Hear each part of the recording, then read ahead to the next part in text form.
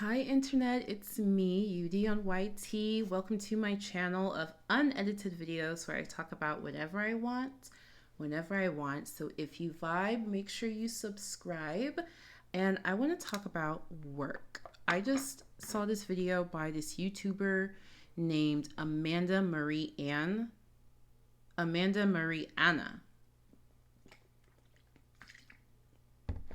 have ADHD. The medicine makes me very dehydrated. If you're part of ADHD gang, subscribe too. So she just uploaded a video called "Why Does Everyone Want to Break into Tech?" And it's a good video. You should watch it. But here's what I think. I am a girly in tech. Let me explain the zeitgeist first, because some people don't get it. And usually if you don't get it, you don't get it and you just don't get it. But let me help you get it today. So the girls are getting into tech on TikTok. There's just a lot of videos glamorizing their tech role or their job at a tech company. And there's so many things surrounding this. There's so many things that led up to this current trend. And I'll tell you how I'm personally am participating in it. Okay. So, what was the American dream you were sold when you were young? Is it different for everyone? Whatever that dream was, you're in a reality right now where you probably realize that the likelihood of you achieving that dream is nil, or you'll be really old and you wonder if you'll last that long or if you'll, be able-bodied and able-minded that long. You know what I'm saying? And so we figured this out too. And for my generation and what I personally went through, there were a couple of phases. Phase one for me was do what you love, follow your passion. Right? They would say things like Steve Jobs dropped out of school and Mark Zuckerberg dropped out of school and this and that and this and that.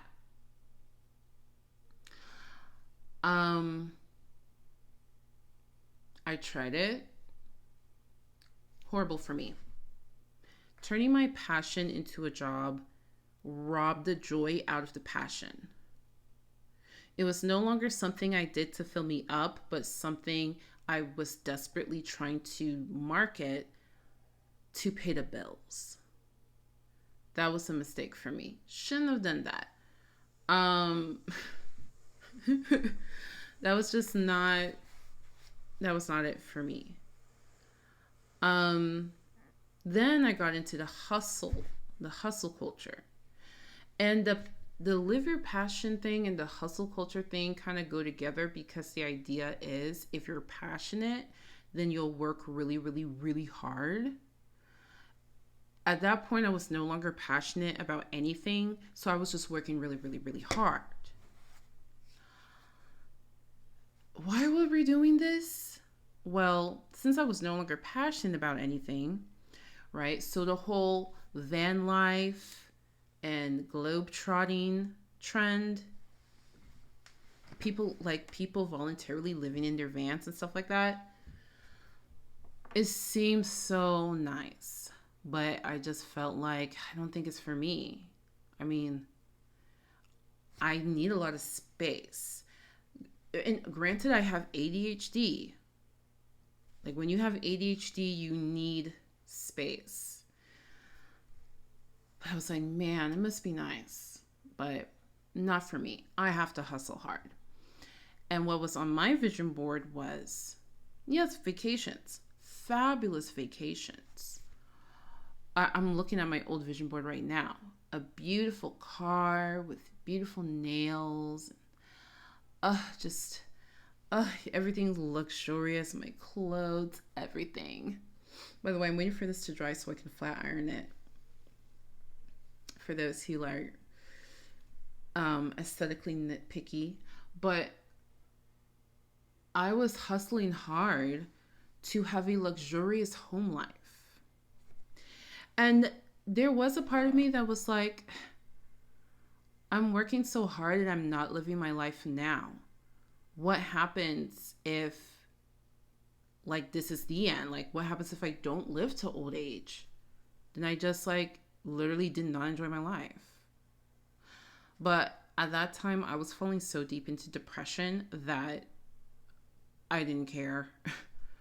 I was so depressed. Like, yeah, that's part of why I was working so hard. I was so depressed. There was nothing else for me to do. I was just so depressed. I was like, at least I'm doing something. And I hustled too close to the sun and I got burnt out. I got burnt out. Yes, I was self-employed. Yes, I did business. Yes, I hustled for jobs, worked multiple jobs. I did all this stuff. And I was sick and tired. My mental health was at stake. I remember an old boss was like, you can't die from working too hard. But I'm like, actually, yeah, you can. Because some of us are kind of close to unaliving.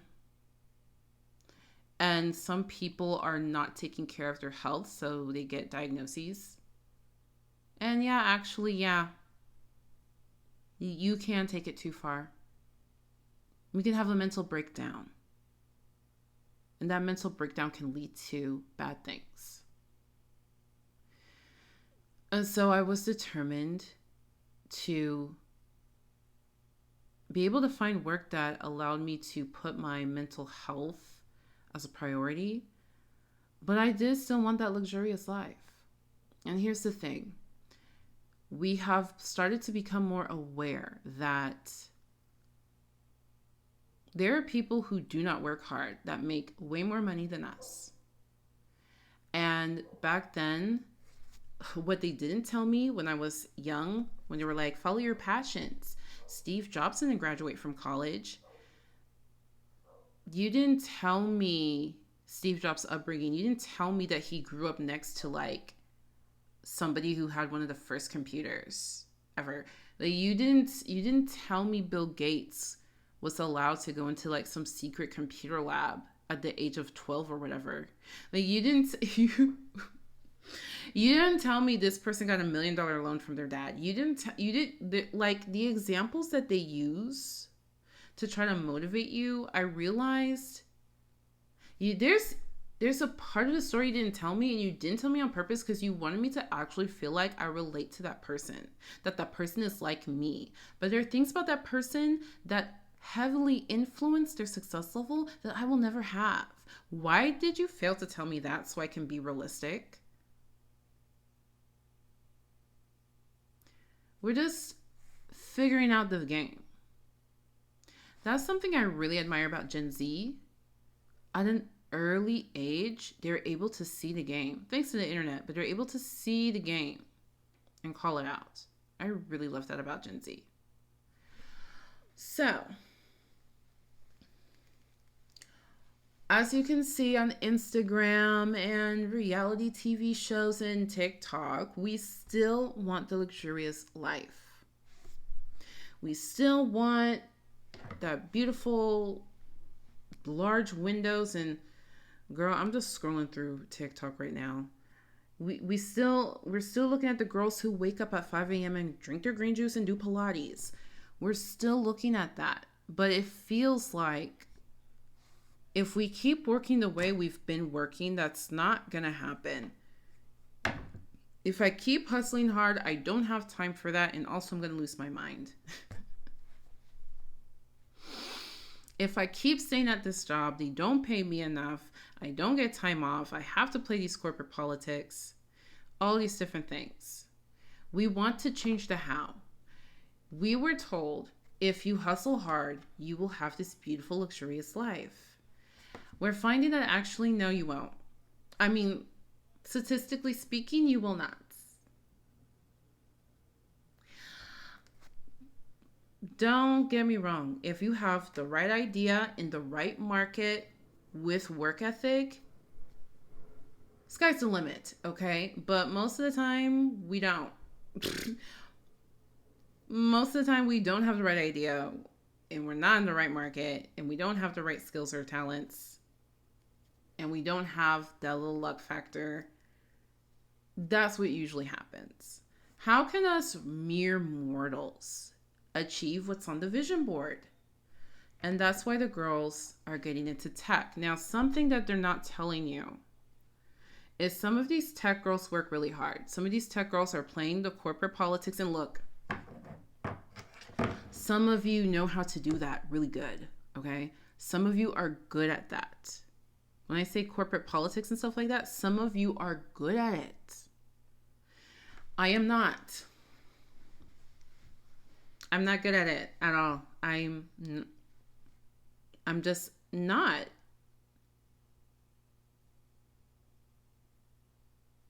And if I tried, it would hurt my soul. Number one, if I tried to get good at corporate politics, it would hurt my soul. Two, I would do it badly. So, this is another thing I started to learn for myself. You can't just take advice at face value. Like, you can't, like that slogan, follow your passion. I took it at face value. I shouldn't have done that. You have to dig a little bit deeper and have self-awareness of who you are, how you thrive, stuff like that. Some of the tech girls that are making videos are playing corporate games, and you're good at it. And some of you like playing it. Some of you don't like playing it, but you know you have to play it, and you realize that you're good at playing it. Good for you. Now, there's others who don't play the game, but they work really hard. They're in a role that has high demands, high expectations, or, they're taking on more than they should. That's another thing some of these tech girls are not telling you. Keep that in mind. A few of them are recruiters. A few of them are just trying to get followers on Instagram. I'm checking my notes here so I make sure I cover everything. And so for a little bit, I felt like, I don't know if I really relate to these hashtags. But then I found the Black girl side of things. Now, I first started, when it comes to work and stuff like that, I first got into the Black girl side of things with my vision board, right? Like I said, we still like to see the luxurious stuff. And I was looking at my vision board, and I noticed how all of the women on my vision board were white women. Nothing wrong with that, but I thought about, why was it so hard to find a Black woman in the same luxurious situation? You know what I mean? Like, even when it's much better now in 2022, but just 2 years ago and more, I would type Black woman in luxury, and nothing, it would be like the same one picture of that Black girl with the hat in front of a luxury car, and that's it. It would just be that one picture, and I just felt like, why? I mean, I know y'all effing lying. There are rich Black women out here, right?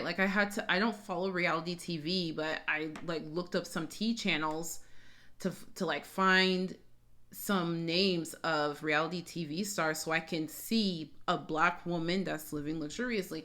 Looked up celebrities and stuff. But I'm like, this feels like something. This feels indicative of something. This feels like we Black women don't believe we can be in luxury. That's what it's feeling like. That's what it's feeling like. This was before Black girl luxury. This was right before Black girl luxury movement. Now it's an aesthetic. Oh, the 12-year-olds are like, it's just an aesthetic. It's not a movement. It used to be a movement. It used to be a movement. And it just was encouraging Black women to know that you can have this luxurious life too. This is not just aspirational content for white women. Or I know there's a whole Asian side where they have, Asian luxury. This is not like Black girls can also fantasize and aspire to this too. And you can, right? But then that's still just more fuel for the hustle culture. It's still just more fuel for that. And I felt like, well, I don't want to work that hard anymore. And then I realized I'm not alone. The Black women at it again. Soft life. I found out about this hashtag soft life. Is exactly how it sounds, right? Like, you don't want a hard life, you want a soft life. You're not a strong woman, you're soft. Look at this, right? And I'm like, I'm living for this. Because it embodies everything I actually am trying to do right now. I do not want a job that stresses me. I want you to pay me well, but you're not going to stress me out. I'm not going to feel overworked. You're going to pay me X amount. That is more. It's more than what these other people are making. You're going to pay me this amount. And I am not taking on the hustle, the stress, the anxiety, the this, the that, none of that. And I will be able to fund a lifestyle. The soft life is about living as stress-free as possible. Really. That's it. And I say Black girl side because I only see Black women on here. So, so that's how I know, okay, this is what the Black girlies are doing. Because this is kind of the medium, right? So the Black girls in luxury came along. And then the mediocre Black girl hashtag came along. If you don't know what that is, it's exactly as it sounds, mediocre. This is my regular ass apartment. Here I'm wearing regular ass, normal ass, non-aesthetic ass clothing. You can see the lace in my wig. I need to redo my braids. Hi. I am very unremarkable. Hi. So it's kind of one is kind of tongue-in-cheek about how it sometimes people who are not Black do the bare minimum and they get a lot of recognition, and then Black people have to make up all these kind of dances in order to get half the recognition.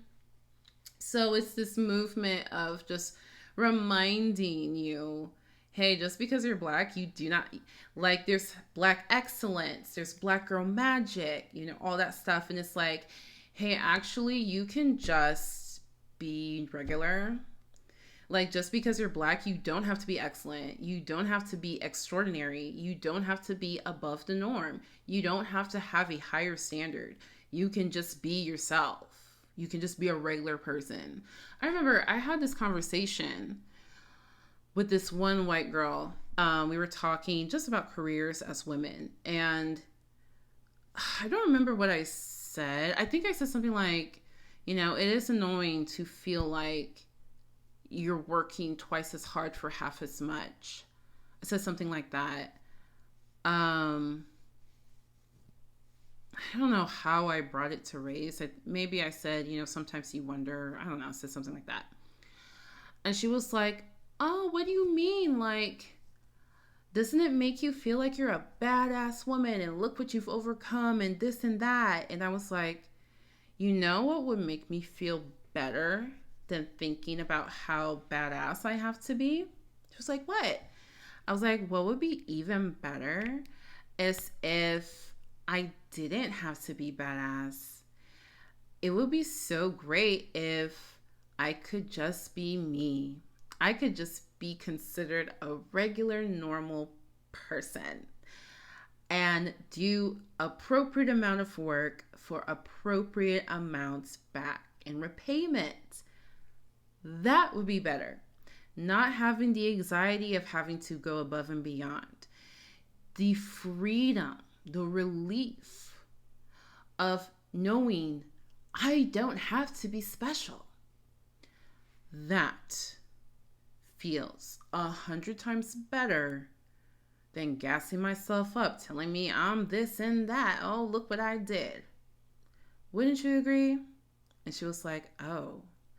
I think some people don't think about it like that.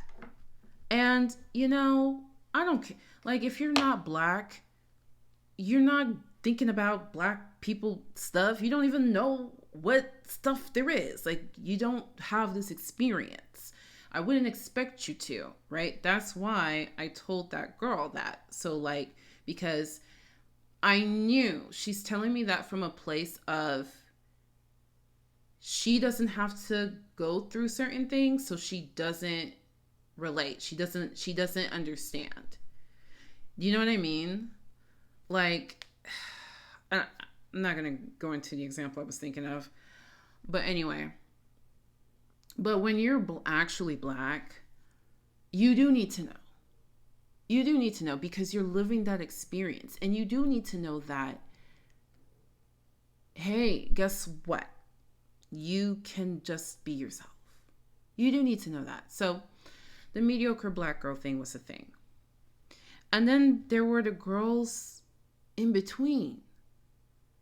We were like, well, no offense, but we don't want to be basic. Like, I want to buy Tatcha Beauty and not CeraVe. You get what I'm saying? I want my makeup to be Charlotte Tilbury and not Maybelline. You know what I'm saying? I want to be purchasing Patrick Ta and Pat McGrath and Yves Saint Laurent. I want that. Okay? I do not want to be shopping L'Oreal anymore. So, what is there for us? Because we don't want to hustle hard either. We want to be regular. We want to be mediocre. We want to be seen as normal. All of this, by the way, all three of these things are also kind of in response to the strong, independent woman trope.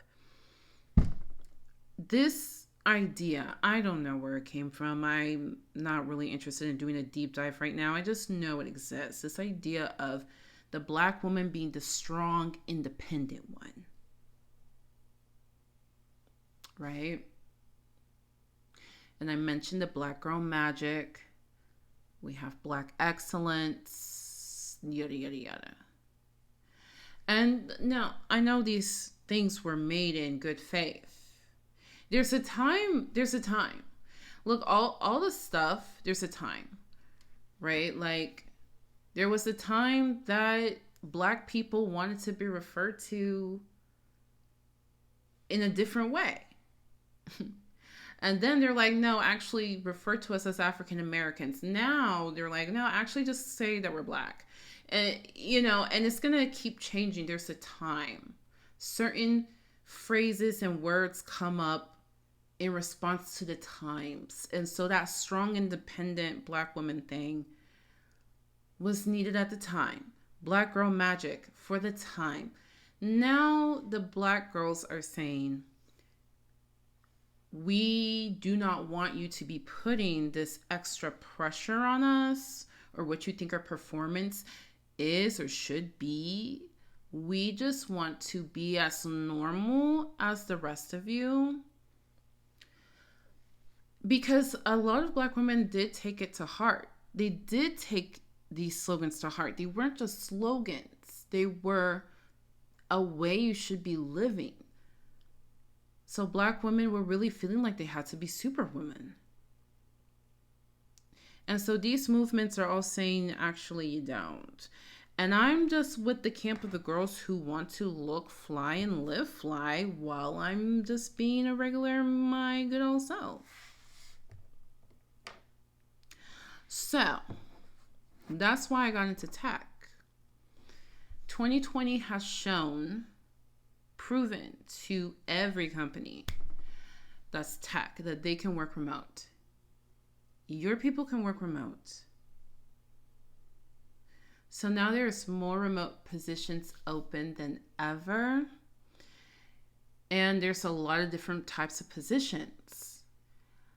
And I found a type of position where the day in the life looks like what I want it to look like, that I can work remote, and there's a pathway, there's a way to get in there. So that's why I want to work remote tech. Before this new position I'm getting, I was working for tech companies. It was not a technical role. But again, I was working for them because the compensation packages, and I got to work remote. Those things were important. They are important to me. And so what this means is you have more time for your life, more income for your life. You can use that extra income to invest, especially if you're young. So in 10, 20 years, you're set. You know what I mean? You can actually do your hobbies without having to hustle hard at it. Just enjoy the hobby and the passion. You can have a completely different lifestyle. Not just a different life, a different lifestyle. And I'm here for it. I am 100% here for it. So anyway, that's my thoughts on why everybody wants to get into tech. I was going to talk about, like, I'm hearing things about silent quitting, which I kind of don't think that's a real thing, but there's silent quitting, there's the Great Resignation, and there's a couple of other things. But I won't get into it in this video. Maybe if I'm in the mood tomorrow or something. But I don't know. Amanda and Marianne, you just made a really good video. I wanted to respond because that's the answer I came up with. At least for me personally. And as I get older, I care more about this stuff. I mean, this luxury stuff that I'm seeing, there was a time I didn't care about that. I didn't care about it. But I don't know. As I get older, it's just like, if you're going to be here, then why not enjoy what you see? Why not have things that make you enjoy the moment more? If you have the privilege and you're here, like, I'm wearing makeup, I'm washing this wig more than ever before. I actually care about my aesthetic, my home aesthetic, stuff like that, stuff I never used to care about. So I don't know. I'm kind of getting used to this new kind of mindset, life goal. But I'm really glad I found the hashtag soft life. Check it out for inspiration or ideas or whatever. But yeah, I want that to be me. And I want to be posting this content. Like, this is a kind of life you can start to afford yourself if you just take some time to learn a particular skill that is highly valued in tech, and you can do it on your own terms. Doesn't that feel awesome? But I don't know, who knows? Maybe in another 10 years, because for real, if you go back on my channel 10 years, you'll see I'll be talking about passion, hustle hard at your passion. And now here we are 10 years later. And I'm like, bunk that. And so who knows, maybe in another 10 years, it'll be a completely different zeitgeist. But I'm part of it. And that's why I want to get into tech. And it's something that being my own boss, running my own business, being self employed, doing a joint venture, that can't do that for me. It's too much. It's too much. It's too much. It's too much. I'll explain how people are really using this to their advantage in a different video. I'm not ready to talk about it in this video, but subscribe. I'll eventually talk about it, especially if people like this video. Like, if more people than usual actually see this video, then I'll be like, okay, people actually do want to know on YouTube. Anyway, thanks for watching. If you don't have anything to say, then just leave the paw print emoji, and then we'll know you were here, and I'll know that you're part of the crew.